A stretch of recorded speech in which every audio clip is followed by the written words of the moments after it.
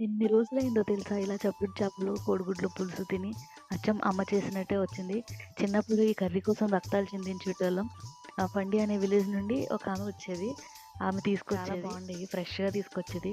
ఇది నాకు ఎలా క్లీన్ చేయాలో కూడా తెలీదు. నేనైతే తోకలు అవి తీసేసి కొంచెం హాట్ వాటర్‌లో ఏసి నార్మల్ వాటర్‌తో క్లీన్ చేసుకున్నాను. కడాయి పెట్టి ఆయిల్ వేసేసి ఎగ్స్ అయితే ఫ్రై చేసుకున్నాను.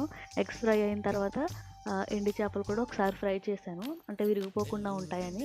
ఫ్రై అయిన తర్వాత పక్కకు తీసుకొని అదే కడాయిలో ఆనియన్స్ వేసి ఫ్రై చేసుకున్నాను. కరివేపాకు వేసి ఫ్రై అయిన తర్వాత పసుపు, కారం, ఉప్పు వేసి ఇంకొంచెంసేపు ఫ్రై చేసి వాటర్ వేసి ముందుగా ఫ్రై చేసిన ఎగ్స్ అండ్ చప్పుడు చేపలు కూడా వేసి కొంచెంసేపు ఉడికిన తర్వాత చింతపండు రసం వేసి ఇంకా కొత్తిమీర వేసి వీడియో నచ్చితే లైక్ చేసి ఛానల్ని సబ్స్క్రైబ్ చేసుకోండి.